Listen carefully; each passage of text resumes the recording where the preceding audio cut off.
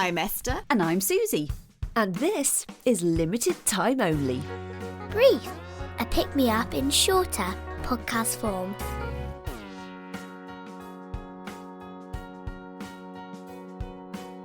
Welcome to Limited Time Only Brief. Do hope you're well, having a lovely day. It is Esther and Susie. Are you on Heart FM? I'm on Heart FM. Keep listening. Don't you go changing. Tie a yellow ribbon round the old oak tree. I'll do the traffic. Heart FM in the 70s. So, Susie, I'm going to ask us some questions today, myself included, and I would like your answers because I often read a certain Sunday paper. I read a couple of Sunday papers because I like the supplements. And sorry, I'm just laughing at the fact that I sounded like a Heart FM presenter. I could literally be listening to Drive Time right now. Well, there we go. Manifest. And there is a section that they have in this broadsheet Sunday supplement magazine, and they ask celebrity questions, and I often think I would love to know what other people's answers to these are. So, if you're all right with it, Suze, I'd like to ask you the questions. Is that okay? I'm a celebrity after all, in my own You are mind. a celebrity. Yep. You are. Okay, number one, what is your greatest fear? Probably my parents dying. Oh, really? Which is ridiculous because it will come true. Yes, unless you die first, of course. That could happen. Let's think about that. Yes. Yeah. Okay. Aside from that, I do sometimes think about what would be the worst thing that could happen to me. And let's not go too grim. But yeah. But something like would I think not being able to walk. Yes. Would be really awful. Yes. And I think that would be, where I'd go first of all. If I have an injury, a sporting injury, and I think, oh God, is that it now? I'm never going to be able to run or leap. In fact, yes. When I did tear my calf muscle, and it still is a bit of a problem, that muscle, I have a fear of jumping up now, and I do want to play netball again, and I'm worried that I'm going to tear my calf muscle again. I mean, it's a minor thing, but it's not, because the thing is, once you've had that kind of experience, you then think, well, I don't want that to happen again. And that's, I think, when we become slightly more fearful as we get older. I remember my husband on Canberra Sands about 10 years ago running and jumping over a puddle, and he was always, and he still is, like, very physical. He's very, very good at you can put roller skates on and do it, and just like that kind of person. And he just a great choice there. I've never thought of Ian on. I've never known that Ian roller skated before. I need to see pictures. I've got some roller skates, Ian. If you fancy coming down to he's still got roller boots and the roller disco Amazing. From the 90s. I need to see but him he's in his the leg sort of, warmers. But the thing is, he's the sort of person that could not have tried that or done that for years and then put them on and go backwards immediately. You know, there's no lack of confidence there. Yeah. He's physically self-assured. This is great. This is brilliant. He jumped over a puddle on the beach and sort of went over on his ankle, and I then visibly saw his confidence decline with things like that after that. And I thought, and I remember in the moment thinking, oh, here we go. Here we go. This is where the slight lack of confidence will come in with things. This is where the decline begins. The decline begins. The sad decline into armchair living. Absolutely. Terrified of everything. Okay, what is the trait you most deplore in yourself? In myself? Let me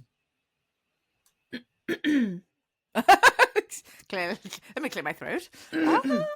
Is that's okay. Well, there's the ones that there's the. Oh God, this is quite hard. It is because hard, I don't have isn't any deplorable traits. No, of course I've got you too don't. many. Well, got too many. Well, no, let's move on. You can answer. I definitely don't have things. No, God, what do you think I am? Mentally well?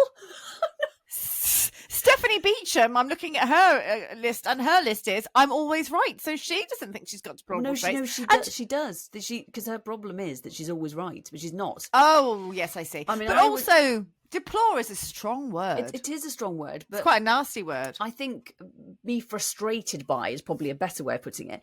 I think the fact that I do struggle to sometimes cope with how slow people might be at doing something, or not doing it the way that I think is the correct way, and that I then foresee problems down the line.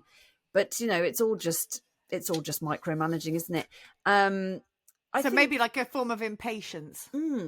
I think one thing that really bugs me about myself is when I don't know people, or I go into a situation where I don't know people, I can get very shy, which actually transmits as or sort of becomes quite hardened feeling in myself, and I become a bit closed off, and I just feel grumpy and pissed off with everyone.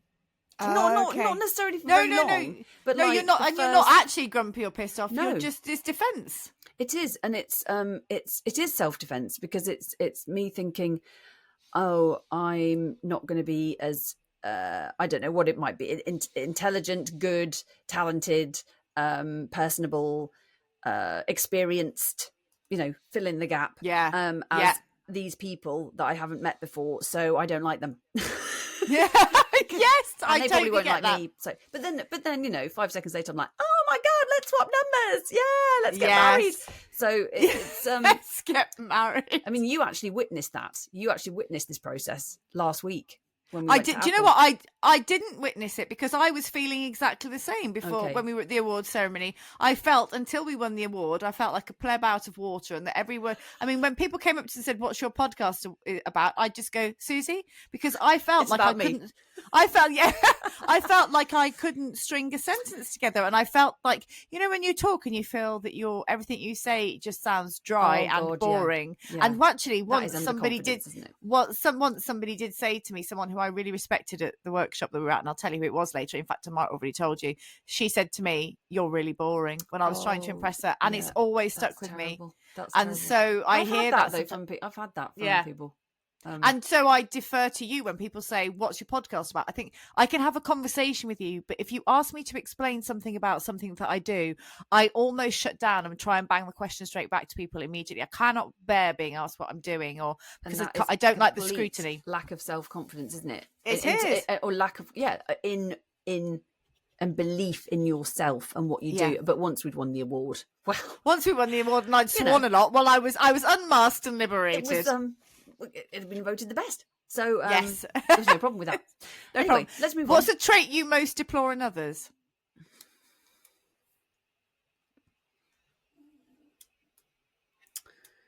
Ooh, I think people who are lazy. I think lack of initiative. Oh, that's an interesting one. That makes me cross. Yes. But in a way, it's maybe not their fault. But then you could say that about anything, couldn't you? Yes, absolutely. So, fuck them. Fuck them. Fuck them. Lack of initiative, you lazy bastards. Right, describe yourself in 3 words, Suze.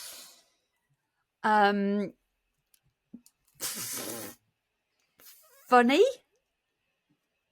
Oh, Esther's given me nothing. I can't see you. I'm not looking at you. I'm looking at the article. I can't even see your face. You are very funny. To say funny? No, not at all. You are funny. I'm just reading the next question. Neurotic, and impatient. Lovely, jubbly. What do you These are very negative questions. What do you most dislike about your appearance? I want to flip that. What do you most like? What do you most like about your appearance? Come on, people. Let's stop digging into the criticisms. I like my. Your ass that won't quit. Don't like my ass. Don't you? You've got a lovely bum. I don't mind anything. I saw your bum Nicholas the other day and it was glorious. Jesus, so sorry. No, it was lovely. I like my very happy. my what's the word? Your posture. Oh yes, you have got. Mine's appalling. Yours is brilliant. Yeah, I quite like my posture. I like my height. Yes. Yeah. I feel 5'7". Tick. Tick, big tick. Because that's just a bit meh. But that's what posture and height. I also like my forearms. Yes, lovely. Yeah, and my kids are very impressed with my muscles at the moment. Are you very muscular at the moment? Yeah. I was when my kids were little. Are you muscular from working out or muscular from just mum life? Both, probably. Yeah. Yeah. If you could bring something extinct back to life, what would you choose? My libido. Like Nirvana. My libido. Who would play you in a film? Who would play you in the film of your life? You. Oh, ace. Oh, I'd love to play you. Who is your celebrity crush? You. Oh, No, Suze. Yeah. Back to the aubergines. Oh, weird celebrity crush, Alan Titchmarsh. Oh, yes. But actual celebrity crush. Oh God, I don't know. Robbie Williams. Robbie Williams. Yeah, he's lovely. I would probably die if he came into the room. Yeah. Would you? Oh, we better not meet him then. We will. I did see him once in the flesh after I'd done a showcase at the Grout Show Club in his heyday. Well, like as in his alcoholic druggy heyday, and came out of the Grout Show, and then we all went, "Oh, there's Robbie Williams, absolutely clattered, stumbling out." Oh no, that's depressing, isn't it? Yeah. Yeah, but I mean, he was having a nice time at the time when he, for the most part. Yeah. Which book are you ashamed not to have read? No, screw that. What are you happy? What's your favourite book? These are really critical questions. I don't like my favourite books. Well, apart from the works of William Shakespeare, their plays, I just adore the Wolf Hall trilogy. We talked about it before, but I think that would be my Desert Island thing. And I've read more than once. So that's the key for me. I've not read many books more than once, but I have read The Mayor of Casterbridge twice. Oh, which is an absolute page turner, guys. Thomas Hardy. Yes. Good old 19th century novel, and it's a classic. And it's a classic. It's a bodice ripping romp. Yeah, with tragedy. So great. Oh, well, you sold that beautifully. There you go. Okay, so again, this isn't. I didn't really realise how negative these questions were until I started to read them out. But so I'm going to give you two options. You can answer both, or you can answer one or the other. Or you can answer none of them. It's completely your prerogative, in the words of Bobby Brown. What is the worst or best thing anyone said to you? I don't know. The worst thing, the best thing. I can't think of anything anyone's ever said to me. You're amazing. You're amazing. You've got an ass that won't quit. I mean, I think back to things that my tutors at drama school said to me that were positive, and that I try and remember sometimes when I'm, but I can't remember them now. And worst thing, I don't know. There's one review that stands out that's a nice thing. When I played chorus in Henry V, in 2002. But it said Susie Riddell delights as the narrator, and I just thought, because delight is such a lovely word. Delight's a lovely word, and it was such I always remember that. That's the worst thing. I don't know. Like, somebody said once to me, and she did apologise afterwards, that I only talk about myself, and that wasn't true. I don't think that's true. I mean, obviously I am right now. So the irony in me saying that while talking about myself, but that's always stuck in my head, and I'm kind of trying. It's those things, isn't it? Yeah. You think, someone said I was boring once, so now I'm talking. I must be really boring this person. So now I'm just thinking about being boring, and I am boring because I'm not thinking of anything interesting to say. So it's a self-fulfilling prophecy. It's horrible, isn't it? And those little thought nuggets just get lodged in your head. Yeah. Would you choose fame or anonymity? Fame. What is your guiltiest pleasure? Probably eating a whole bag of licorice to myself. Oh yeah. Oh yeah. Or I'll tell you what I do. Sometimes my mum gives me chocolates for the kids, and I just eat them myself. Oh, do you? I hope she's not listening. Oh, well, shh, Alison, this never happened. What does love feel like? Oh, it feels like home. What is the worst job you've done? Oh God, pot washer in a kitchen in Darwin. Was it in Broome? Darwin. Actually, it was in Broome. Oh, fuck, it was awful. I think I did it for 2 nights, and that was that. And then we moved out. What would you like to leave your children? Some money. What single thing would improve the quality of your life? Ooh. Living closer to you.